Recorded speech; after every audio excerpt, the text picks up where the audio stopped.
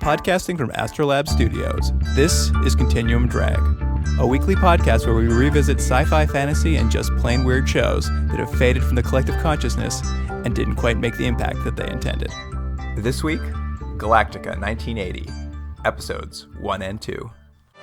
The great ship Galactica, majestic and loving, strong and protecting. Our home for these many years we've endured the wilderness of space. And now we near the end of our journey. Scouts and electronic surveillance confirm that we have reached our haven, that planet which is home to our ancestor brothers. Too many of our sons and daughters did not survive to share the fulfillment of our dream. We can only take comfort and find strength in that they did not die in vain. We have at last found Earth. Welcome to Continuum Drag, the podcast that explores forgotten and little-seen science fiction television. I'm Luke, here with my co-host Jordan. What's real, Jordan? I'll tell you what's real. My excitement for starting a new TV series. I was ready this week. I was wondering what you're going to come up with. Wonderful. Yeah. Thank you. As we've said a couple times now, we're going to start into Galactica 1980 this week. Now, Jordan, this one was your choice. Was there a particular reason you wanted to get into this show? I think I'd heard of it before, and I'd seen, obviously, the new Battlestar Galactica, and this is sort of, I guess my interest was in this weird remake that they seem to pretend never existed, at least fans of the show. This is sort of the ugly stepchild of the Battlestar Galactica canon, it seems. Yeah, I had only seen the Ronald D. Moore reboot as well. I actually don't know anything about the original series. Did you know the original series is only like one season? Well, that's funny because I started reading about it too, and we can talk about this as we go through it. But what will be interesting is neither of us have seen the original Battlestar Galactica. I know the basic beats of it because of the new show, which I liked quite a bit, and obviously it seems like the basic plot points are the same, if not very similar. But this series is going to be weird because I think it was pretty panned. It wasn't a success, but neither of us have seen the original series. So we're going into it just watching it as a series. So there's no expectations on our part. So I wonder if that's going to change the view of this show. Well, it's funny. This feels a lot like Tech War to me in some ways, in that I realized after I assumed that the original Battlestar Galactica ran for several seasons before it was like ended, and then this was just kind of a sequel or spin-off. But this appears to be the second season of Battlestar Galactica. So this aired 1980, which tells you right in the title. It's right there in the title. I'm sure you did a little bit of the research too, but the basic idea was Battlestar Galactica had ended. There was one of those write-in campaigns that I guess still happen to this day. Yeah, apparently this was like one of the first times this ever happened, so that's why they were like, oh, I guess we need to bring it back. Yeah, so, fans were really jonesing for more of the show, but what the people involved, or I don't know if it was the studio or the network airing, didn't want to spend as much money. So the basic idea was, what can we do for cheaper? And there's a couple iterations of how the show became what it is, but really what it is can we make a cheaper version of Battlestar Galactica? And after they went through some changes, what they ended up with is, what if we just set it in the time period like right now, which is 1979-80. Yeah, well, I guess that was the premise of the original show, and I guess the premise of the reboot is they were trying to find Earth, so it just made sense to jump ahead and get them to Earth. Although what I read was apparently at the end of Galactica, where they should have been was about 1969 or so. So they've just like fumbled with their own timeline, but I mean, who really cares? So Galactica 1980 ran from January 27th to May 4th, 1980. And do you know what else ran in that exact timeline? That's a good question. What ran just in 1980? I can tell you right now. Yeah, why don't you tell me? You don't have to guess for it. It's Beyond Westworld. Oh, really? Oh, it was the same? So wow, what a time to be alive. Yeah, because Beyond Westworld was running basically, I think it ran from January to March, it has a very small crossover. I'm surprised I didn't write this down in my notes, but there's a very small crossover where these both were on the air. So a lot of the history is the same. Like they were both going on during the Canadian Caper, the inspiration for Argo. And so a lot of the same history was going on. So there wasn't a lot of stuff I haven't looked at before. I was like, oh, I remember all these past history events because this is when that other show was on. Well, that's going to be interesting then to compare this to Beyond Westworld in terms of not only the quality of sets and costumes and budget, but also the writing at the period. Because you can only really compare things to what was happening at the time. It's not really fair to compare something to something that came generations later. Yeah, absolutely. And I think we'll see a lot of very similar production design and stuff, even in these first 2 episodes. They feel similar to me. I would agree. All right. Here's a little quick trivia for you. Here's who was born while Galactica 1980 was on the air. 2 of the cast of that 70s show, Wilder Valderrama and Laura Pepron. So this show has a lot to do with that 70s show. Weird. Okay. And then here's who died while it was on. Alfred Hitchcock. Oh. Yeah. He was like, why do they keep doing cliffhangers that aren't cliffhangers in every episode? And then he died. Why didn't they just slightly restructure these episodes? Yeah, exactly. But there's not a lot of stuff we haven't talked about because of our previous stuff. So it's a little trivia, but nothing else happened at 1980. We can move on. Nothing happened that year. Remember, everyone just took the year off. Everyone just took a nice break. The Rubik's Cube came out. They played with that all year. Is that what we talked about last time? The Rubik's Cube came out? No, but I saw that while I was looking around for stuff that happened in 1980. Oh. Hey, you ever solved a Rubik's Cube? Never in my life. No, me neither. It's impossible. Did I ever tell you the weird story? I was looking at apartments years ago, and I showed up to one place, and the guy who was supposed to be showing the apartment wasn't there. But someone let me in the building, and I was looking at the apartment, and the guy that was supposed to be showing rushed in, and he was like, "Oh, sorry, I'm late," and blah blah. And he starts like really quickly just showing me the apartment, and then went, "Oh, hold on one second. Do you know where my Rubik's Cube is?" And I said, "What?" And he went and he just started looking around, and he opened a cupboard, and it was empty cupboards, and the only thing in the cupboard was a Rubik's Cube. And so he took it out and started playing with it. And I thought, I'm not taking this apartment. Do you think that was like a fun icebreaker? He just does that every time? Yeah, it was the weirdest thing. Because, like, was I supposed to be impressed, or was it an actual thing of he keeps losing Rubik's Cubes? I don't know. It sounds so staged, but to what end? Yeah, exactly. I'm like, you know what? I like this guy's gumption. Also, he's quite dexterous. I can't wait to take this apartment. Yeah. Anyway, I didn't take the apartment. Oh, well, he'll try with the next guy, I guess. Mm-hmm. All right. Should we get into it? Let's do it. Here is the IMDb summary for Episode 1, Galactica Discovers Earth, Part 1. After years of searching for Earth, the Galactica finds Earth. Adama would like to land, but a child prodigy named Dr. Z advises Adama against it, because he believes that if they do, the Cylons will attack Earth. That summary, which I heavily truncated because it was much, much longer, was courtesy of rcs0411@yahoo.com. I really enjoy when these people have these just terrible, terrible handles. It just gives you their email just in case you want to reach out and tell them how much you like their summary. By the way, I looked up Keith is Me. That guy's reviewed like 5 million things. I need to find out this link you clicked on. I want to see all the stuff he's reviewed. But it's just like episodes of TV shows, like constant. It's interesting. Do you think he's just a robot? It might be a robot, yeah. He might be a review silicate robot. He's a super advanced AI just created to review television shows on IMDb. Yeah. Anyway, that's important for this podcast. Well, let's try to get a hold of him. All right.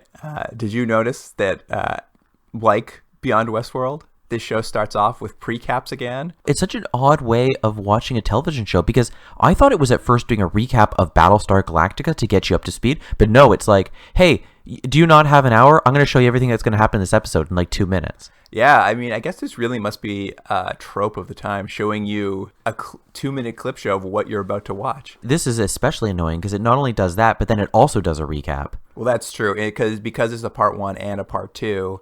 I mean, at the beginning of part 2 of this episode 2, we get a pre-cap of what's going to happen in the episode. You get the credits for the episode, the credit like opening sequence, and then you get a recap of what happened in part 1. I timed it. Did you see how long it took to get through all that information? My guess was about 8 minutes. What was it? It's about 6 minutes and 15 seconds. So it felt like an eternity. Imagine basically your first act of a television show being just clip shows from the last episode and this episode, and then the credit sequence, which is also just a clip show of the original Battlestar Galactica, I guess. Yeah, it's very weird. Anyways, but I think you're right. I think that's just We'll have to ask someone who was watching TV in 1980, but I don't remember it from when I was a kid, but I guess that was a thing at the time. It's very funny to see it come back. These precaps, they're back and they're better than ever. Also, are they actually called precaps, or did we just make that up? Oh, that's my term for them. I like it. No, it's good. Precap. Very 1984 of you, just creating that new word. Well, what else would you call them, I guess? Trailer. Oh, I guess a teaser for the show you're about to watch? Teaser, yeah. Anyways, I like precap, though. All right. So the episode starts off with Galactica arriving at its ancestral Earth to meet its, I guess, human brothers. Mm-hmm. And what they sort of discover right off the bat, like there's a lot of not weird, but exposition off the top. And I guess they're expecting Earth to be as advanced as they are because they're upset to find out these Earthlings are too primitive to like help them fight the Cylons. What I liked was they arrive on Earth, they're all excited, they finally get there, and then they see clips of how disappointing humans are, and the reason they're disappointing is because they like car chases and westerns and stuff, and that's what makes them disappointed because they're basically watching stupid, they like dumb movies and things. But what I like is it goes on forever, doesn't it? They just keep showing clip after clip after clip. I was like, okay, we get it. Humans are stupid. Like, you don't need to show me 10 minutes of clips. Well, that's what it is. They're watching television. They're basically flipping through whatever popular Earth television is at the time to get an idea of what Earthlings are and what they're into and what their history is. I believe they call them educational transmission bands. That's what they think of television. There's a lot of like fun, what would an alien call this kind of stuff going on in the show. But yeah, they sort of realize Earth isn't prepared to face the Cylon threat that they're running from. They seem to know a lot about Earth and at the same time not know anything about Earth. And I don't know if those two things work together because we'll talk about Dr. Z, I think, probably pretty soon. Or Dr. Z or whatever the heck this little weird man-child, woman-child thing is. But there's like, here's all this information about Earth. It's like, but then they go down, they don't know anything. Yeah, they imply they've gathered all the information they can. I guess their computer's pulling it from television signals. But they seem to know an awful lot and yet an awful little. Like, they'll all be equipped with little wrist computers. They're like Dick Tracy's thing, his little wristwatch, but it's also like an iWatch where they're like, oh, quick, I don't know how to make change. And it like will go, you need 75 cents, and it will tell you how to do it. It's kind of a portable Wikipedia. Like anytime they need information, they're able to type it into their wrist thing, and the wrist thing will tell them, oh, that's what a human means by this piece of information. But you're right, it's like, does the technology jive? I don't think so. It's hard to understand how they could have so much information and yet so little at the same time. So should we talk about this doctor person who's presenting all this information? Yeah, basically who we're introduced to is Dr. Z, who's a sort of child genius, a cerebral mutation, they call him.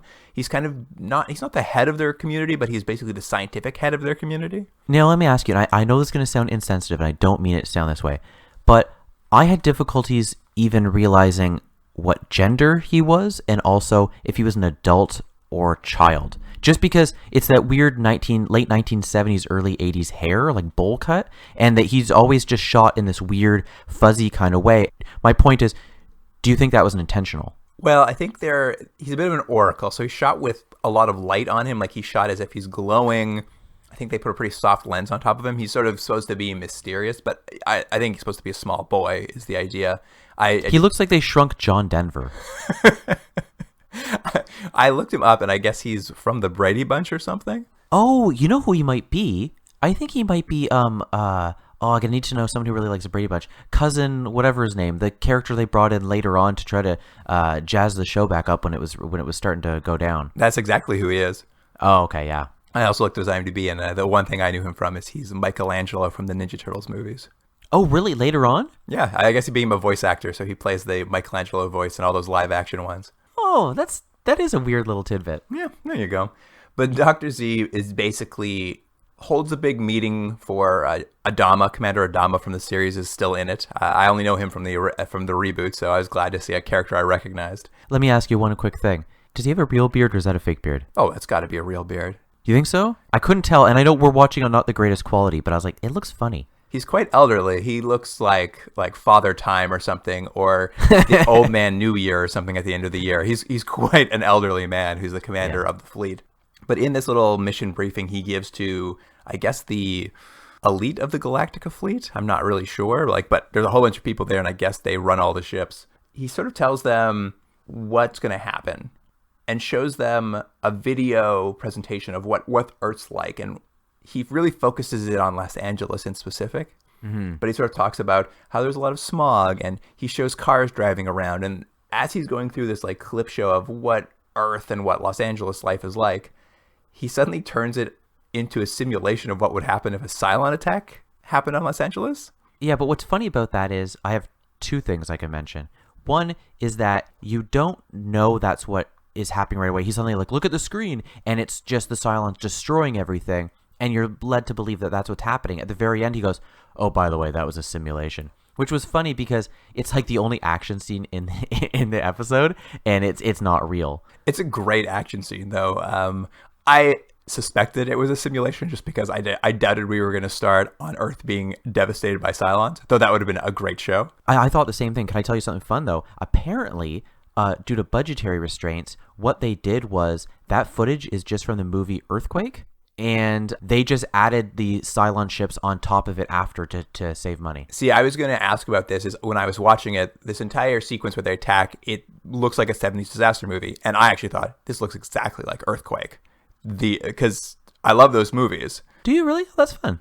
They just added Cylons on top of things because it's funny because before I knew it was a simulation, my note was there doesn't seem to be any sort of plan of attack here by the Cylons. It just seems like random shots where they're just shooting stuff. It's like, oh, that's why, because it was just shots of, buildings crumbling and streets cracking open and that sort of thing. Well, and I suspected it was taken from another movie because I didn't think they spent that much money. Like, it looks like a professional 70s disaster movie. So I'm like, this has to be taken from footage from somewhere else because there's no way they spent all this money to like build a miniature of a building cracking in half and to have all these extras screaming and running through the streets and like debris falling down on them. I was like, there's no way they spent this money. So this must have been taken from somewhere else. Great sequence, though. I really liked it. I did too. I thought it was good.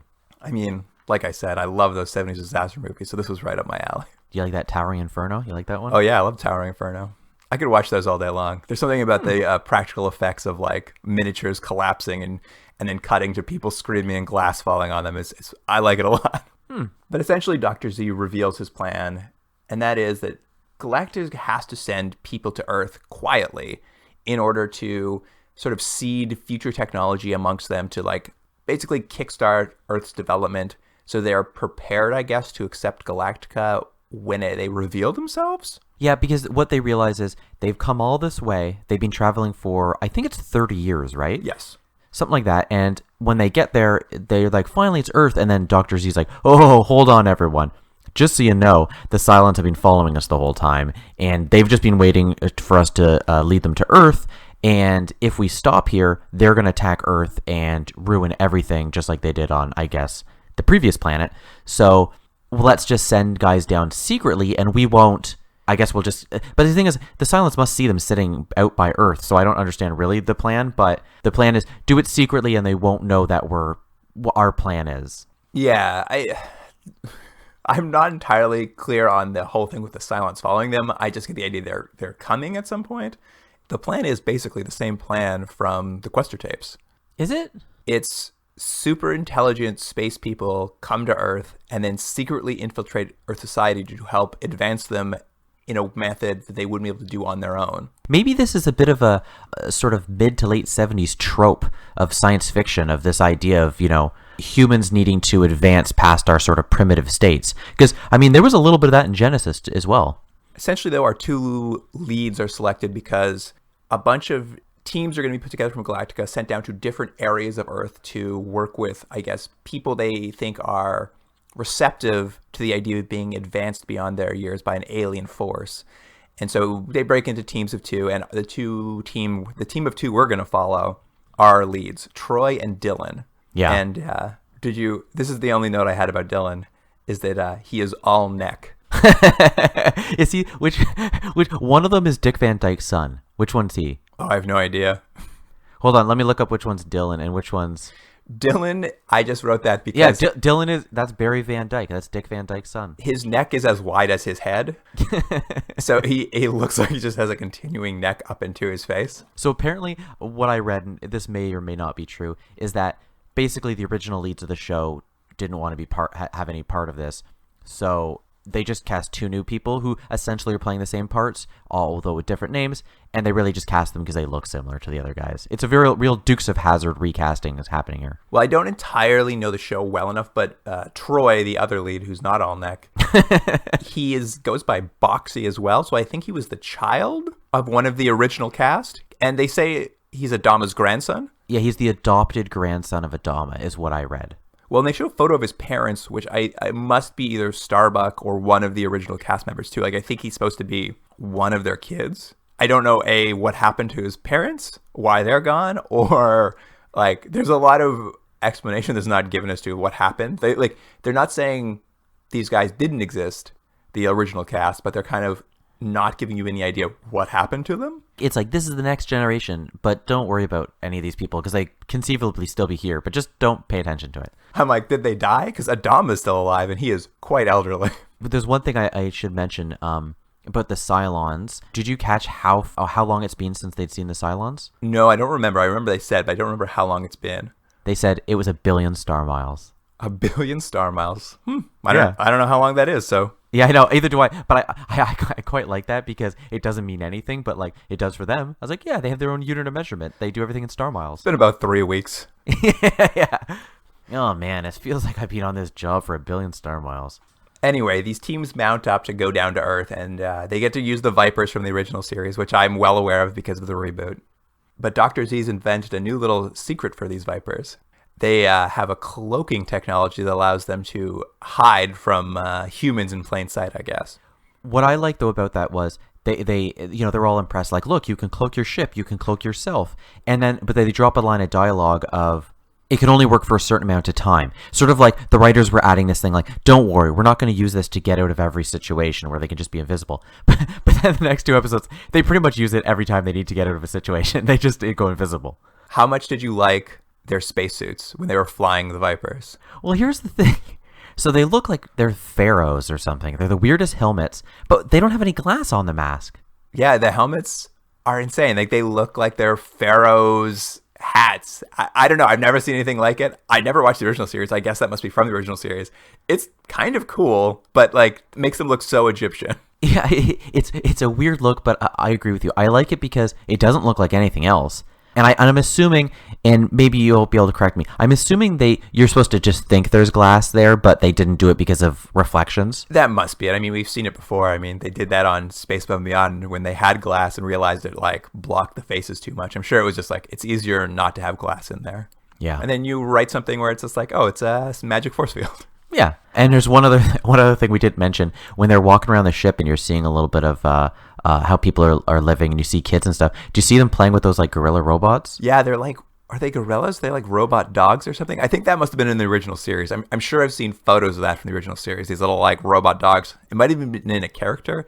You just see them and you're like, oh, what's that over there? And they're like, oh, there's the toys. And then they just like pass by. You're like, oh, that's fun. Oh no, wait, let's go back to 1980 on Earth. I'm betting that in the original series, that was Boxy's pet.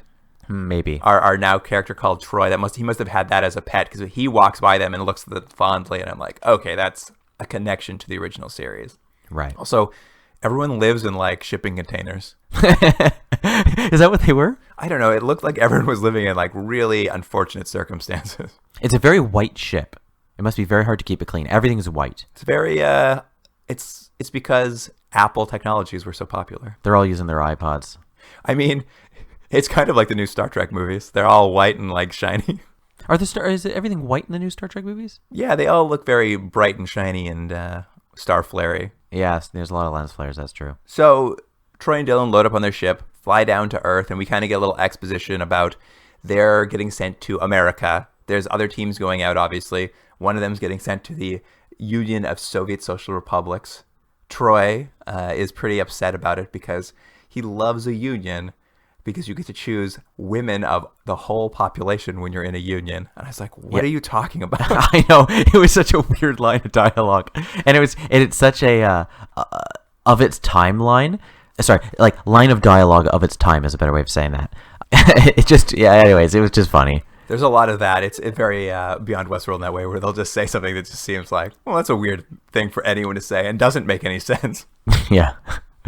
But this is where we start beginning the real crux of this episode is fish out of water. Would you agree with me on that? There's a lot of kind of jokes at the expense of kind of the awkwardness here and the interactions with them and real humans. That's what you get from this point on to the rest of the episode. Yeah, it's Star Trek: The Voyage Home. They don't know culture, so they wander around and get into awkward situations and use the wrong language and ask weird questions. And it's mostly played for comedy, but that's the struggle. And it's very funny because they're really constantly driving home. It's like, you guys have to remain incognito. Don't let anyone know you're from the future. And everyone they meet immediately is like, or I guess they're not from the future, but everyone they meet is like, you're clearly an alien of some sort, right?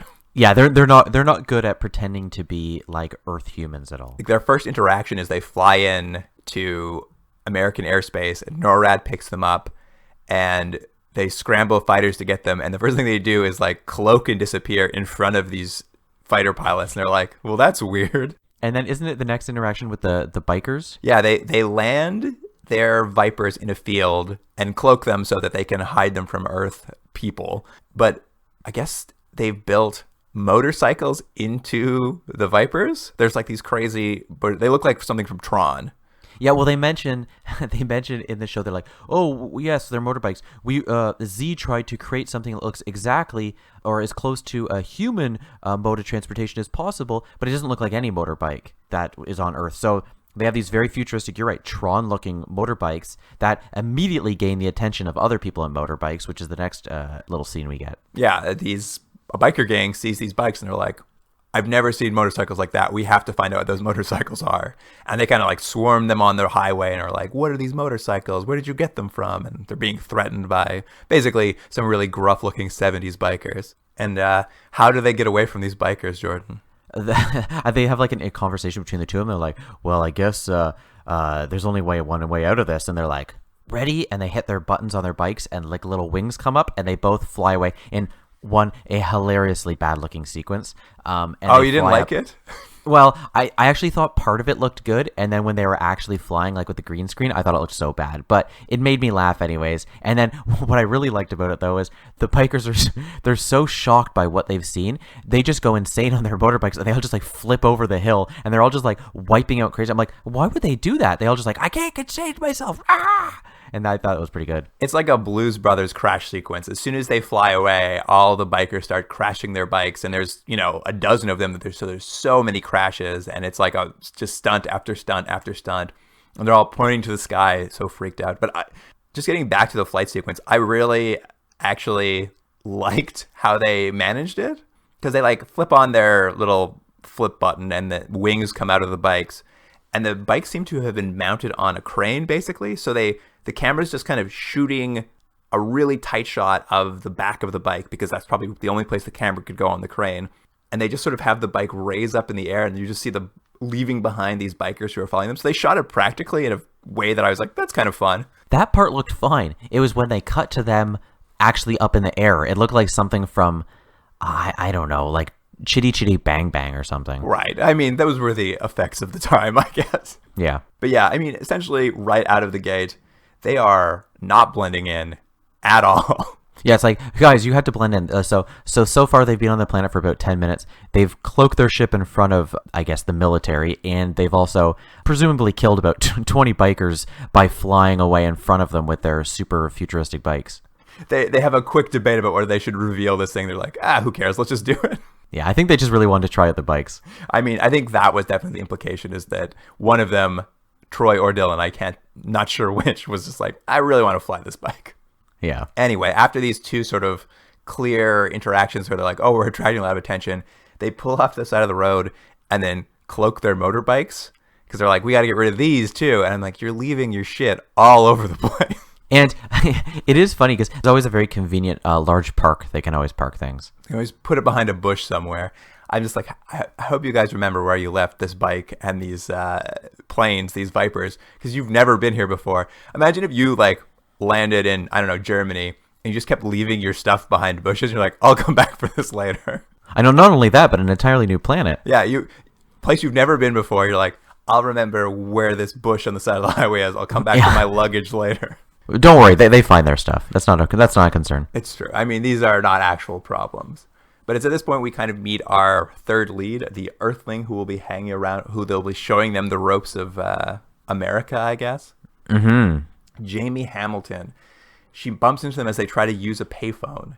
She just kind of watches them try to figure out how to use denominations of currency. Like they're typing stuff into their little wrist computer, trying to figure out how a phone works. I thought it was a pretty funny sequence. This episode was pretty funny. It worked for what they were doing. Like, they get into a payphone and they don't want to use it, so he just starts yelling at the payphone. And he's like, no, louder. And he has to talk louder. And, she asks him for change and he has to check his watch to see. I think the line was, phone. Oh, that must be what you used to communicate with one another. And it's like, he's like, she asked him for change. He's like, I'm sorry, we used our last denomination of currency. And it's like stuff like that. And it's like, it's funny. It works. Yeah, I mean, it's like those good scenes in Voyage Home where like Scotty's talking into a mouse of a computer because he doesn't understand how a computer works in this world. Yeah, do you think Star Trek 4, by the way, ripped this off? Because it's so similar to Star Trek 4. I mean, I have to imagine there's been other shows that have done this before. I mean, do you think this show started that trope? No, but I mean, there's so many scenes that are like exactly the same that I was like, and almost the plot is the same. Like, anyway, I was like, holy, because at first I was like, man, they're really copying Star Trek 4. And I was like, wait a minute, Star Trek 4 came after this. Yeah, it's possible. It's possible someone watched that and was like, we can do this, but better. Which they did. But yes, Jamie Hamilton is a woman on her way to an interview at the, I think I wrote it down here, United Broadcasting Company. Yeah, she wants to be a reporter. I don't know if she is a reporter, but she wants to, regardless, she wants to work at this company. She's on her way for an interview, and as she puts it, she's on her way to an interview to be a news girl, lady, person. Is that what she says? She stumbles over it. She introduces herself, and she's kind of like, I'm going to be a news girl. I mean lady. I mean person. She's like, no, stop it. You're a feminist. Stop just calling yourself a girl. It is very, I mean, we saw this in Beyond Westworld, too. A lot of jokes or grist from the mill over the idea that, like, feminism was becoming a thing. Yeah. But essentially, she kind of doesn't trust these guys who basically don't appear to know anything. Like, she's a little cautious of them. And at some point, they break the payphone to get some money. And now she's like, oh, you guys are thieves trying to steal all these quarters from a payphone. But she has a real quick switch because all they say to her is, I can't remember what the doctor's name. I'm sure you have it there. They're like, oh, we're here to see what's it called. And she's like, oh, are you? That seems fine. Do you want to drive? Like, it's just like the switch happens like nothing. Well, that's it. They say, oh, well, we're just doing this because we're trying to see Dr. Mortensen, who their plan is to meet this guy who they saw on the TV signals on from Earth, who is a physicist who knows a lot about nuclear science. And they're like, oh, that's a guy we can talk to and probably help him. And so when they say they're going to see Dr. Mortensen, she's like, whoa, the Dr. Mortensen? He's like the most famous scientist. Yeah, these guys are legitimate. Everyone knows Dr. Mortensen. And if they're meeting him, they must be okay guys. Yeah, so she flips very quickly and they get a ride with her off to the Pacific Institute of Technology. Mm-hmm. When they arrive, though, there's a huge protest going on. There's all these sort of hippie protesters who are against nuclear power. And it's very funny because I would say the show is probably on the Gene Roddenberry side of liberalism. But they're very... the people protesting nuclear sort of power are really treated like they're very stupid. Yeah, they're shown to be stupid because they cut to the doctor, who, by the way, is the Brady Bunch dad. So that's 2 Brady Bunch people in this show. And he sort of gives this kind of small little speech about how, like, they're trying to save the planet, but they don't understand the power that nuclear technology can bring, and, like, it can bring good, and we're doing stuff. And it's like, I was like, oh, that's a weird message. But that's the one the show chose to go with. Yeah, he basically saying if we could only figure out how to neutralize nuclear waste, it would save the world nuclear power. And these people just misunderstand his work, basically.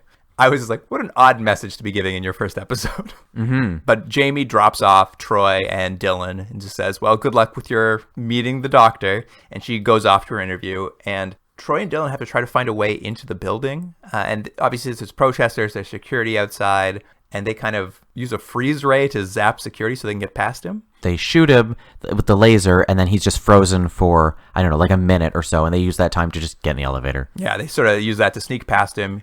They go up. The doctor's not in his office, but they talk to his assistant. And they see his formula is on his computer. So they're like, oh, he's pretty close to neutralizing nuclear waste, I guess. Let me just fix his formula for him. They Goodwill Hunting it big time. Yeah, exactly. His assistant's like, please don't do that. Please don't touch his computer. And security calls up and says, hey, are there two guys in there who broke in? She's like, yes, there are. So they kind of have to make a quick retreat before the doctor gets back and they can talk to him. But they're like, hey, when the doctor gets back, show him the formula we've written and tell him to call Jamie Hamilton at the United Broadcasting Corporation. Yeah, and that was a weird thing of like to connect this all, because it's like they know one person, like have him call her. I know we don't know where she is or anything about her, but she'll be able to get him in touch with us, which of course it all works together, but it was such a weird way to connect those threads. They're immediately arrested by the cops outside, and the doctor comes back into his office and he sees what they've written down on his computer screen, and his mind is blown. He gives, and I know you wrote it down too, he gives the greatest line reading of the weirdest line of dialogue. Yeah, well, his assistant apologizes to him because she's like, oh, these hoodlums broke in and they destroyed your formula. I'm so sorry. And yeah, he turns to her and he says, these hoodlums, as you call them, may be as important to mankind as the coming of the Messiah. I know. And I was like, whoa, oh, okay. I know. How's that for hyperbole? Yeah, it's just like, calm down, doctor. He's very excited about these space people. Yeah. We jump back to Jamie, who's arriving to her interview at UBC, and she's waiting to meet Mr. Brooks, who's like the news director of the company, to like do this interview. And while she's waiting, she gets a phone call, and it's Troy and Dylan calling from prison, being like, hey, we're in prison. We need some help. There's a lot of weird beats that seem to be missing in this, but you're just like, you're right. They're just like, let's just go with it. Well, and as she's talking to them on the phone, there's a news report going on at the same time. Because I guess in 1970s, 24-hour news was huge. Right.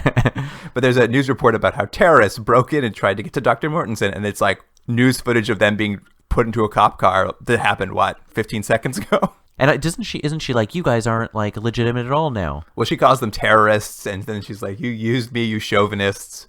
And she's like, hangs up on them. But the secretary's sort of watching this weird phone call that's happening. She's like, who's calling her here? And then she watches her yelling for a bit, and she's like, all right, this lady's crazy. So she calls Mr. Brooks out. She's like, we need to get rid of this crazy woman. She says she's here for an interview, but I think she's insane. And then she gets a second phone call. So the secretary picks up the phone again, and it's this time Doc Mortensen's calling. He's like, hey, I'm calling to talk to Jamie. Yeah, I know. Yeah. So while waiting for the interview, she's now had two phone calls. But what's his name? Mr. Brooks? Is that his name? Yeah, Mr. Brooks, the news director. He's very excited because he realizes she's talking to Dr. Mortensen, who evidently he's been trying to get an interview with for a long time, which is a real news scoop. So he's basically like, if you can get an interview with her, you're hired. And so that's what happens. This entire scene, I was trying to imagine you in your office if you were like interviewing someone for a job, and then like the phone kept ringing and people kept calling for the person you're interviewing, and how like annoyed you'd be. Oh, yeah, they would never get the job. That would be like the end of that interview right there. It's like, yeah, you had someone call you at this job? It's like, oh yeah, I told them I was going to be here just to call if they needed me. And you're like, all right, well, and the phone rings again. Hello? Hey, is Jamie there? Yeah, that would not go well. But yes, Mr. Brooks is like, we've been dying to interview Dr. Mortensen. And since he knows you, why don't we like do some gotcha journalism on him? Because he hates reporters. Yeah. So I was like, why does Dr. Mortensen hate reporters so much? Well, I assume because he's a bit of a monster with his nuclear technology. And they've been painting him in a bad light with that fake news. It's a very, everything, I mean, I guess it's just the period of time, but like everything is coming together so conveniently. I do appreciate that they're not bending over backwards to make the exposition make sense. At least we just move forward all the time. Well, that's right. There's not a lot of wasted time in this. They're just like, oh yeah, and she gets a phone call. And next, and he's like, yeah, that's fine. Next, and they just keep moving. So it's like, it keeps it a nice clip. So now we know how Jamie's going to get together with Dr. Mortensen, but we still have the problem that our heroes, Troy and Dylan, have just been arrested by the police. Mm-hmm. Fun little detail here. They don't have fingerprints for some reason. Oh, yeah. Why was that? I don't know. They're trying to print them at the police station, and they're like, Chief, these guys don't have fingerprints. And I'm like, why don't Galactican people, Capricans? Where are they from? Caprica? I don't know. Why don't they have fingerprints? I mean, we'll have to ask people who've watched the original Battlestar Galactica. Was that a plot point? Because it is weird. They're all test tube babies without fingerprints. I don't understand like how that would happen. Yeah. Anyways, they don't have or maybe they burn them off when they join the Galactica military. Well, that's what the cop accuses them. It's like, oh, you think burning off your fingerprints will stop us, eh? I'm like, what? Yeah. So they get thrown in the slammer. They get tossed in the slammer. There's a real drunk rummy type. I loved it. This episode has a lot of this, but this scene was so broad. Like they just had a guy who's like a silent actor, just sort of like, I'm a drunk, and then he's like, I'm shocked. It was great. It was so funny. Yeah, he gets a lot of close-ups. This guy of this drunk guy in this jail cell. I guess in the drunk take basically. Troy and Dylan are like, all right, we have to get out of this prison cell. I've got an idea, and this is the first time they do it, but they cloak themselves. So now they're just two disembodied voices inside of this prison cell. And of course, when they do this directly in front of this man, like they're not being quiet or subtle at all. Not only do they do it right in front of him, they're staring at him very creepily while they do it. That is true. They look right at him and then disappear. And this man gets the like best sequence because he basically loses his mind. You watch a man lose his sanity. Yeah. They don't want to change things too much, but they have no problem sending this guy insane. He starts like falling all over the place, shrieking because these men have disappeared in front of him. And of course, when the cops come in to see what the commotion is, they open the cell door because the guys they just put in there are gone. What's weird is you can still hear them talking. So this cop must be hearing them speaking while not being able to see them. Anyway, they push past him and like so much invisible acting in this show. Like the cop has to pretend to get pushed from behind into the cell and the show locks and you're just supposed to assume they escaped, but we'll come back to it. But there's so much invisibility acting in this show. It's insane. So they get out, the cop gets locked in his own cell. And is this when we come to, this is pretty much the end of the episode, right? We suddenly cut to a kid in the park. Yeah, we jump back to the field they park their Vipers in and there's a kid throwing a stick around for his dog. And how much did you want that kid to like run headlong into an invisible ship? That's what I thought was going to happen. I was looking forward to it, and then he doesn't. Because he's just running around all willy-nilly. I'm like, oh, he's definitely going to just slam into a ship. It doesn't happen. The ship's just kind of run out of cloak energy. I guess it's been 24 hours. Yeah. And the kid sees these ships, and he's like, I have to run home and tell my dad. And end of part 1, to be continued. This was the least exciting cliffhanger I think I've ever seen in a television show. It's like, a kid found a ship. Who cares? Like, who cares? They're going to be exposed. Oh, no. Yeah, I was just like, all right, well, guys, the stakes have never been higher. I mean, they've been exposing themselves for a full hour at this point. I know. They literally just made themselves invisible in front of people. But anyways, that's where the episode ends. So, and I didn't realize it was going to be a 2-parter, and it's more than that. So we go directly into episode 2. Yeah, let's keep the party train going with summary for the episode 2, Galactica Discovers Earth, part 2. Wait a minute. Are you guys serious? You're really going to travel to Earth's past? I mean, is that really possible? Like the commander said, he'll explain later. But I might be able to help. Jamie, time travel requires a lot of preparation. If you don't know exactly what to expect, it's very dangerous for everyone. But that's the whole point. Who knows more about Earth's past than a person from Earth? The commander won't even consider it. Dylan, I'm a reporter. This could be the greatest story in history. And you heard that guy. He's going to put me on ice up here indefinitely. Wherever you guys are going, I'm going. You want to bet? The thrilling adventures of Battlestar Galactica continue in part 2 of Galactica Destroys Earth, when Commander Adama dispatches 2 young pilots, Captain Troy and Lieutenant Dylan, to the planet Earth. That summary was courtesy of Anonymous. That's not a summary of this episode at all. It's terrible. It feels like that must have been in TV Guide or something. That was awful. So, well, we should talk. We'll go through it. We don't need to. I guess that's a terrible summary. So let's just go right into it. Yeah. Well, we basically pick up where the cliffhanger left off. Is the little boy, whose name is Willie, runs home to tell his family about the spaceships he saw, and they are so dismissive of him. I love it. You know what I love? I wrote, these are not millennial parents. These are boomer parents. Because they're so mean to him. It's great. He's like, I saw a spaceship. Like, shut up, Bill, you stupid little useless kid. You're not going to amount to anything. Well, I mean, they basically stop short of just telling him to shut up. Like, they could care less about what he's saying or what he thinks he saw.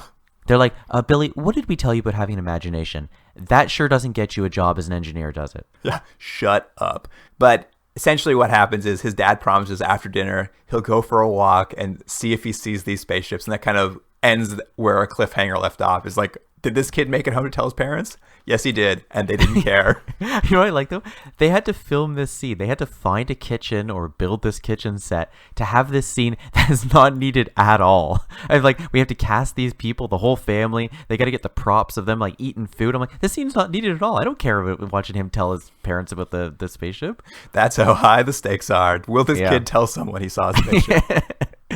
But if we get back to what's happening with our characters, Jamie's been wired up by the news team, Mr. Brooks and his like camera crew. They basically have a news van out there. They're going to secretly have a mic on her, so she goes to talk to Dr. Mortensen. They're going to shoot her with a long lens from the back of this van and kind of try to catch an interview with Dr. Mortensen for the news, which all seems very sketchy.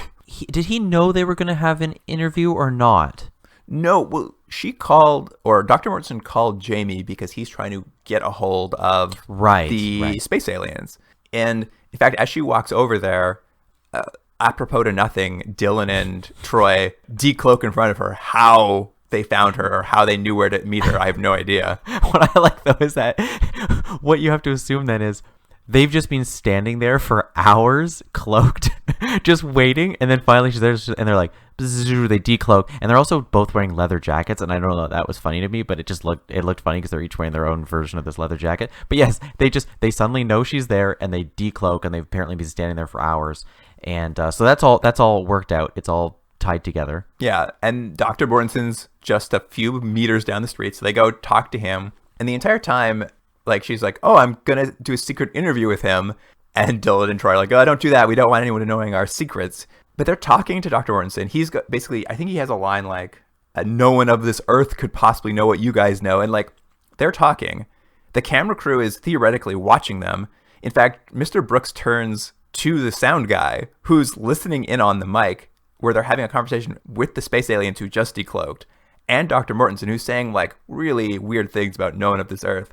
And Mr. Brooks asks the sound guy, he's just like, are they saying anything interesting?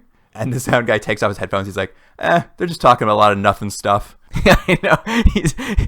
He's terrible at his job. He's just watching the clock. He's like, yeah, space aliens. Let's just get to the end of this shift. Well, when he said they're talking about a lot of nothing stuff, I'm like, oh, he must just be listening to our podcast. oh, burn on us.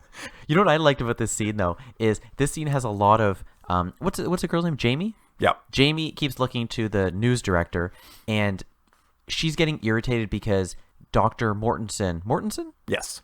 Mortensen only wants to talk to the two Galactica guys, and she keeps trying to get an interview. So she just keeps looking over, like, it's supposed to be a secret thing, but she's looking over like 10 feet over to the news van, and she's, a lot of hand signals, like, I can't believe it. And then he'll gesture back to her, like, ask him a question. Then she'll go back and gesture, like, I can't. And this goes on and on and on. I'm like, everyone can see you guys. Like, this is the worst secret interview ever. I mean, what we learned from the show is no one in this entire series can keep a secret to save their lives. So anyways, they have a conversation. He basically knows they're not from Earth. They don't deny it.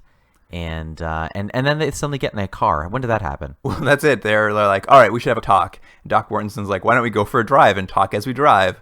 And Jamie like forces her way into the car because she still wants to try to get this interview, even though we're like, no, Jamie, don't come with us. You're not invited. And she's like, no, I'm coming. Yeah. They get in a car, then basically kicks off a wacky car chase because the news van starts following them. And then, I don't know, at some point, Dylan's like, I want to drive. So mid-driving, they don't even stop.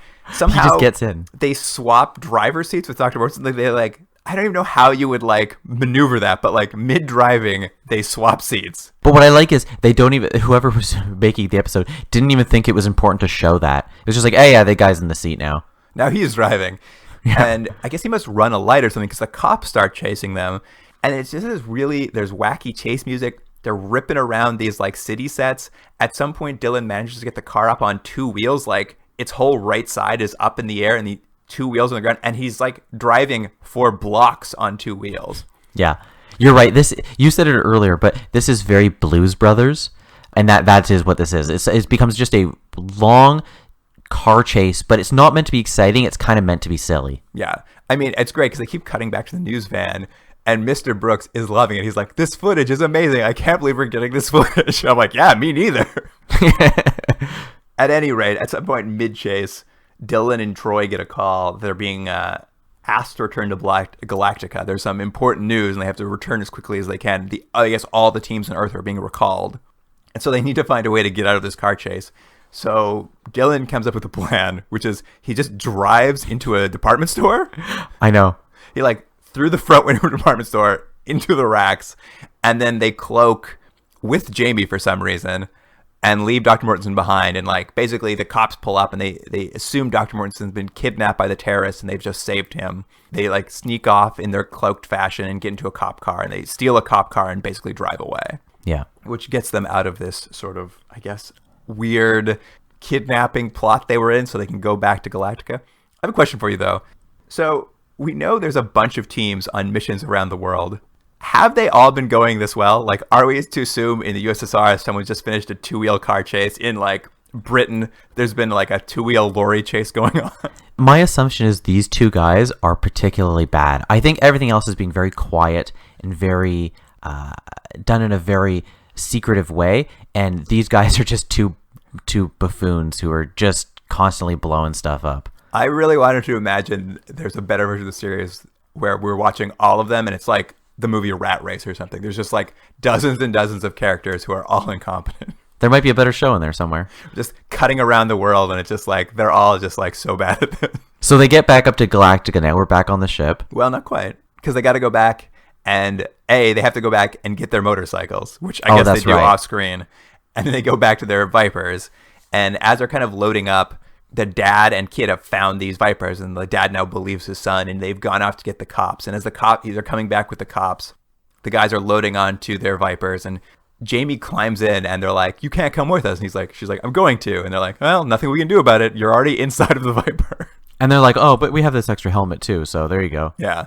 And basically, the ship's take off to fly back, and as the dad and the son roll up with this cop, they just sort of catch the tail end of these shooting stars flying off, and the dad's like, "No, they were real. There were really spaceships here." And I wrote down a note of just this cop doesn't believe this dad. He's going to get put away. He's going to lose custody of his children. They're going to think he's an insane person. This is really a disaster. The cop couldn't be more dismissive. I really liked him. Yeah, he's just "Sure you did, Mr. Whatever. You're not a crazy person. Your son's not in danger with you." He's like, "Let me smell your breath." But yeah, they keep coming back to this weird kid subplot with his dad. And yeah, now they're off to space. Jamie has come along for some reason. Adama calls him. He's like, "Hey, we just scanned you, and there's someone else on your ship that has an extra chromosome. What's going on?" But let me mention one thing. When they're flying, they show a little bit of the sequence of them flying from Earth to the ship. And at one part, she's like, "Where are we? Where are we going?" And then they look behind you. There's Earth. She's like, "We left Earth?" I was like, you've had your eyes open this whole time. You clearly were going up into the sky. What is she, stupid? Well, she keeps trying to figure out who they are. She keeps asking, "Who are you people? Who are you people?" And they always refuse to answer. And you're right. As she looks back and sees Earth, she finally asks them. She's like, she thinks she figures out who they are. She's like, "What are you guys, Super NASA or the CIA?" Super NASA. I was just like, Super NASA? Yeah. She's really not she's not a great reporter.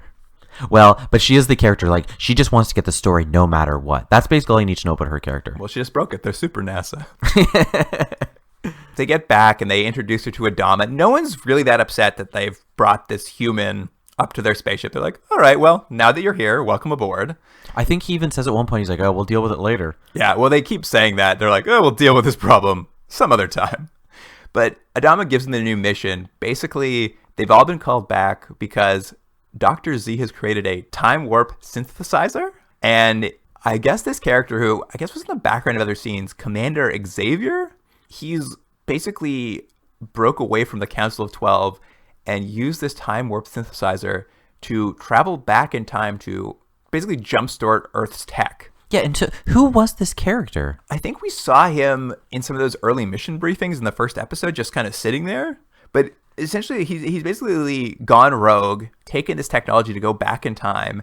And what they tell them is like he's gone back to 1944 and he decided to help the Nazis. We'll get to that weird plot point in a minute. But didn't this feel like there was a weird editing problem? Like it felt like they had another episode they jammed on here, or they tried to recut something, because this was weird. It was like, honestly, this is like almost 30 minutes into the episode. They're like, okay, all that stuff that just happened, by the way, we're going to go back down to World War II. You're like, what is just happening? And and all that character that you don't know and you've never seen before, he's the reason we're going back. It was really odd. Yeah, it is like they paused the pilot episode to start a new episode midstream. I'm curious to see if we can find some history behind this. My assumption is this is some sort of recut, because it doesn't make any sense. I couldn't be, because even when they're in the other episode, there really is a point where they're like, sorry, Dr. Mortensen, we've got to go back. We'll come back and finish your plot line later. And he's like, okay, I'll see you guys in a bit.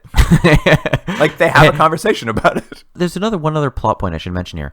So they get to the 1980 and they're disappointed because the technology's not where they want it to be. But if they have a time traveling, why don't they just travel a little, go to 2020? Yeah, I don't know. I mean, I guess they've already brought the Cylons to Earth, so in the future it'll be wiped out. Okay. Yeah, I don't know. I just think it's a bit of a plot hole. But anyways, for some reason, this guy wants to have the Nazis be in charge, so he goes back. So like, I guess we got to go back to 1944. I think what it is I don't know why he chose to go back to 1944. That isn't clear. I think what it is he doesn't really care who's in charge. He just sees the Nazis have a slight technological advantage with their rockets. So he just figures, oh, these guys already know how to build rockets. I'll just jumpstart them. Like, his plan is just to go back in time and jumpstart technology at an earlier stage than 1980. Why 44? I don't know.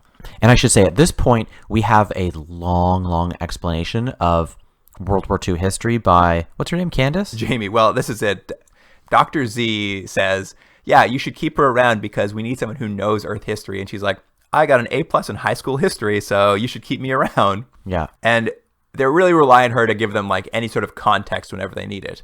Can I mention one thing here? And now this may or may not be true, but what I read was, so this Galactica aired an hour earlier than Battlestar Galactica did.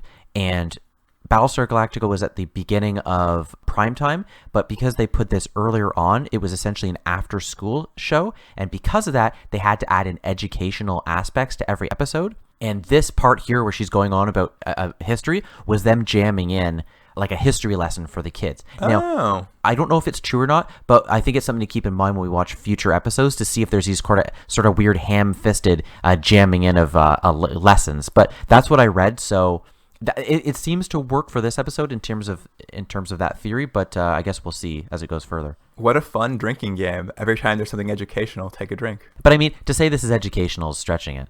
I learned so much about World War II from Jamie. yeah, you don't learn anything. There's an interesting thing I started thinking about when we know this Xavier character has gone back in time basically to kickstart the Nazis. I would have loved it if in this episode, when he goes back in time, because Galactica isn't from Earth, any changes to Earth history aren't going to really affect them in any way, shape, or form. That's They'll true. still be arriving at the same time. I thought it would have been great if whenever Xavier like traveled back in time, suddenly it became Nazi world. And like Jamie was now a Nazi, and like Troy and Dylan are like, whoa, what happened? Someone's changed history. There's some issues with the time in this because they keep mentioning, it's going to happen very soon. They're like, they fly down and they're like, don't shoot down those Nazi ships because we don't want to change the timeline. It's like, but you guys just being here is changing the timeline. You're talking to people, you're doing things. Murdering isn't the only way you can change a timeline. Right, but I guess what I'm saying is like was an opportunity here, I think, because you don't, you can, it's always a debate in a time travel show is like if you go back in time, how quickly does it affect the future? So if you're in the future, but Doc Brown's already gone back and like made it Old West times, like should it automatically change? Should there be like a moment when it shuffles over, like there's a wave effect? I thought it would have been a cool opportunity since it won't affect Dylan and Troy at all. Their history is completely separate. It would have been cool if like at one point on this Dr. Mortensen thing, like maybe if they were driving around in that car and they don't know it, unbeknownst to them, Xavier's gone back in time that exact second mid-car chase. Right. And when the car chase ends, they were being chased by SS officers in America, and they're like, uh-oh, something's happened. We better rush back to Galactica and find out what's happened. When they get back there, they're like, well, we're down there, we were in America, and suddenly it became Nazi America. What happened? Like, that would have been a cool way of like dealing with that plot. I think what your idea is a good one, and it would make it a better show. But unfortunately, that's not the show they made. No, it's true. I don't know. I was just like, that would have been a very cool way of handling this little transition because, you've got these characters who it won't bother. Yeah, fair enough. Anyway, they're basically given the mission. They've got to go back in time and stop Xavier from changing history, basically. Because I guess the Council of 12 does not agree with his plan of how he's going to, kickstart Earth's technology. Right. And they launch, and basically, time travel works in the show exactly like it does in Superman the movie. Yeah, is that how they do it? Do you remember the original Superman movie with Richard Donner? Yeah, he goes around the opposite way around the planet really, really fast and changes the Earth's gravitational spin. Yeah, he goes around Earth backwards, and it just goes back in time. That's exactly what they do here. All I really paid attention to was the actual effect of going back into the past, and I did like that. It's not bad. It's like an optical effect where lights are like circles are flying at the cockpit, and there's a strobe effect. It's not a bad little 70s space effect. A little bit like going through hyperdrive or something. Mm-hmm. What's the other cool side effect of traveling back in time, Jordan? Okay, I have no idea why this is a side effect, but all of their clothes turned white. Their helmets, their clothes, everything. And I think, correct me if I'm wrong, Luke, don't they say it's because of the magnetic stress loads? Yeah, the magnetic stress loads on synthetic fabrics cause them to turn just zap the color out of them. Sure, I'm all on board that it turns everything white for whatever reason. But here's the thing. I don't know why they chose to do that because there's no bearing on the plot at all. It's not like, oh, that's handy later because they're white and whatever, blah, blah, blah. They're like, oh, we just have them wearing new outfits. Why don't they just say, oh, we have to wear these white outfits because they're our time travel outfits? I don't know. I mean, it's a good question. I guess it's supposed to be a visual cue to when they've traveled back in time. But, I mean, I actually thought the white outfits were kind of cool. They looked really good. They looked fine. And I'm sure, sure, it changes. But it's it was weird to make that decision. There's no reason for it. It was a new twist on what happens when you travel back in time. Yeah, it makes as much sense to oh, by the way, you change gender. Oh, by the way, when you go in time, you grow a mustache. Oh, by the way, your feet get bigger. It's why? Oh, just because. This is what happens. Okay. Yeah. It's really funny because this is, basically episode 1 is ended. Episode 2 started, and now we're kind of kicking off almost a new plot line in the middle of this two-parter. And this new plot line has them flying into Nazi Germany, through airspace. Just like in episode 1, they're attacked by German fighters who are scrambled. I actually wrote, I'm like, guys, we've just done this scene before. Come on. They basically follow the same beat again. They cloak to escape them as usual. They proceed to immediately land in the exact same field they landed in episode 1, but now it's in Nazi Germany. It's the same shot. They didn't even try to dress it to look differently. It's oh, apparently just this German field looks exactly like the one in California. Just shoot it from a different angle. Nothing. It's the same shot. They're we're in Nazi Germany now. It's this is the exact same shot you just showed me. Yeah, it was funny. Yeah, so weird. And they watch, it's stock footage, but Allied plane flies over and gets shot out of the sky by some anti-airplane fire. And a man parachutes out, and they're like, we got to go save that gentleman who just jumped out of this plane. Mm-hmm. And who they find is an American spy who will join them for the rest of this time travel portion of the episode. And kind of gives them some, I guess, forward momentum because they're like, where do they go now? And they're like, oh, I'm an American spy and I'm supposed to go meet my contact in town.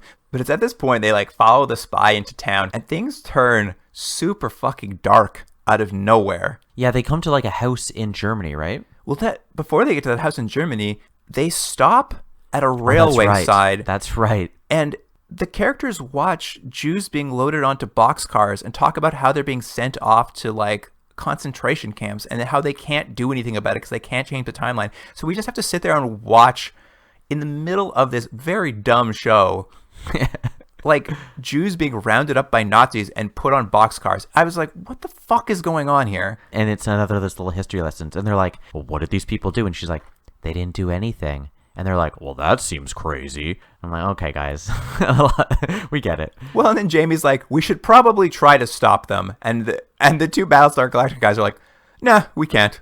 Yeah. But they do. Dark. Well, what happens they do is save one person. One little girl makes a break for it, and they scoop her up and basically rescue one person off the train. Yeah. So they now are basically the two men from Galactica, Jamie, the American spy, and this little girl, and they all go off to meet his contact at this house. And they get in there, and basically the contact tells them, hey, they're going to be doing these tests tomorrow. So that's, I guess, where you need to be, these rocket tests. It's just, a driver forward of the plot. And as soon as they find out this information, the Gestapo raids the house. Yeah. And, of course, they all cloak to hide from them, because why wouldn't you if you have a cloaking device? Except for the little girl who they just rescued immediately gets captured again. I thought this little girl was going to hang out. It was just so weird. Like, they save one person from essentially the Holocaust, and then immediately they're get captured again. And I was just like, what was the point of any of this? Yeah. Well, I mean, I think you might be able to say that about this whole episode, perhaps the whole series. It was so bizarre. And then we get another sequence of invisibility acting where the Gestapo are arresting everyone in the building, but our characters who are cloaked, they're talking in VO. So there's no one in the room. There's just voiceover now of these people chatting at each other. And of course, all the Nazis speak English, because why wouldn't you? They speak English with bad German accents. Right. So the Gestapo is like, a couple of them are like, who's there? Who's saying that? And like one of them gets thrown out a window. So you watch an actor throw himself out a window. Yeah. And then another one, because this is like, I guess it's what you would do in these sort of shows at this time. It's very Hogan's Heroes. The other guy's like, watch out, I'm a crack shot, whoever's out there. And he goes to pull his gun out and just shoots himself in the leg, because he's such a bumbling buffoon. The humor in this is real broad.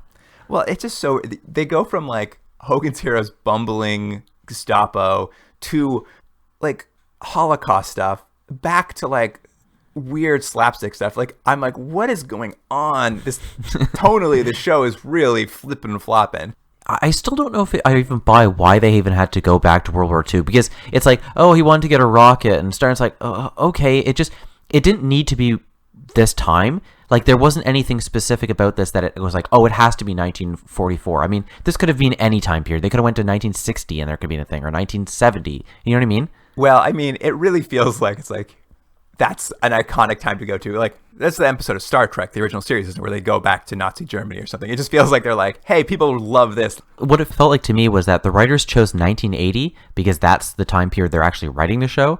And then they went, I'm really bored with the 1980. What if we have them immediately leave this time period we chose? And go back to World War II. Yeah. It is kind of amazing to see how this pilot came together. It is like, we're part 2 of this pilot, and we're like, I'm back in World War II suddenly. I know, it's crazy. It's been less than an hour and a half of this show total. Anyway, this basically, since they know to go to these rocket tests, they figure this is where Commander Xavier is going to be. And he is. Basically what he's done is he's helped the Nazis create a V2 rocket, which they're going to be testing that day. And they arrive just in time to watch them like shoot off a V1 rocket. And they're like, well, it looks like we're going to have to stop him and his new fancy rocket. And then immediately, to be continued comes up, and I'm like, whoa, there's another part to this episode? This pilot's going to keep going? I couldn't believe it that they decided for a new TV show.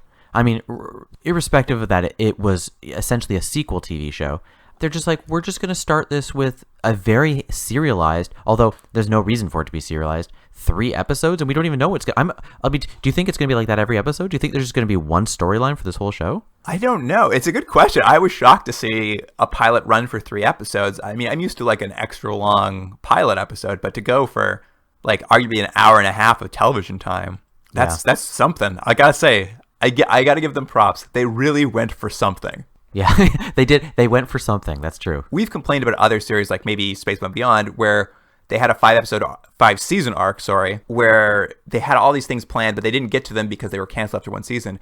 I mean, this show's leaving it all on the table in this first pilot episode. They're like, we showed up to Earth.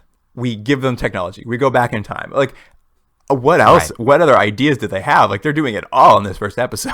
And in not all successful ways, but I think you're right that they're jamming everything in they can. Yeah, I don't know. Do you want to get into the ratings of this episode then? I don't know, do we talk about this as each individual episode? Because it's really one episode, but I did review kind of both, and maybe it's worth taking. I quite liked the first episode. I mean, again, I don't know if people who originally liked Battlestar Galactica would have liked this, because I have a feeling that show wasn't as funny as this, but I thought it's kind of a silly, fun sci-fi episode. I thought it was pretty fun, so I'd give it a 7. What about you? I agree. Not knowing much about the original series, it's a little bland, but there's a lot of fun to be had in it. And I like shows set in like, or shows that were made in the 80s and 70s. Like there's something about the aesthetic and they're like the way they do effects and kind of I find fun. So yeah, for me, I was like, you know what, this is a pretty weird, fun episode, and I was giving it a 7 too.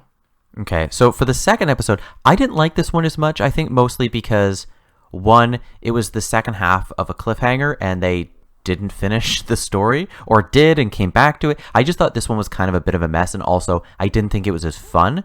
So I'm going to give this one a 5.5. You know what? You're right. It's tough to break them into individual episodes because they're like a continuing serialized story. I don't know though. I still liked this. Like my mind was blown when they're like, now we're gonna go back to 1944 mid episode. I was like, what is happening here? But you're right. I mean, it's a little sloppy. I'm still gonna give it like a 6.5. I think I still was just like, why did their uniforms turn white? Now they're doing invisible Nazi fighting. I'm like, what is happening? I do like that there's a lot of weird sci-fi stuff thrown in just because, and I hope there's more of that in this show. Now, we'll see how much of a mess the show is, because it's giving real hints that this is going to be a bit of a mess going forward. But I do hope that if that's the case, at least it'll be a fun mess. Oh yeah, I mean, if the show stays as wild as this first 2 episodes were, where things just turn on a dime, like I was like, what is happening on this show? I'm enjoying that aspect of it. This almost plays a little bit, intended or not, like a little bit like Silver Age comics, you know, like Superman's like, oh, I turned into a fish. Like, why? Like, I don't know, it's fun. And so there's that aspect of this, and intended or otherwise. So I hope it keeps that feeling. It's something different. I don't think we've had a show that's kind of had this kind of humor in it before. It's definitely wild. They're doing whatever they want, and they don't really care how it connects together. And I gotta say, I appreciate it a little bit. Like, it fits the tone of the show a bit. Yeah. Except when they start talking about the darkest things in human history. Yeah, right. Well, they are going to, I assume in the next episode 3, they're going to go back to the Black Plague. Yeah, there's a brief stop in the Inquisition.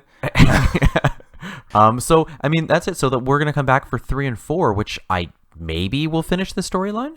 Yeah, it'll be part 3, and then probably part 4, and then maybe we'll get to part 6 of this whole one. The one episode called Galactica Discovers Earth will just keep going forever. In the meantime, if you want to talk to us about Galactica 1980, if you have information that we need to know, you can get us at continuumdrag@gmail.com. And of course, follow us on Instagram and Twitter, where we'll have clips from the show and like photos and background information. In the meantime, though, thanks for listening. And Jordan, I guess we'll see you next week. Yeah, we'll see you then. All right. Bye. Continuum Drag is recorded at Astrolab Studios in Toronto, Ontario. Theme music by James Ruxedler. Produced by Jordan Delic and Luke Black. Special thanks to Adam Wheatner, Jeff Hanley, and Dwayne Wright.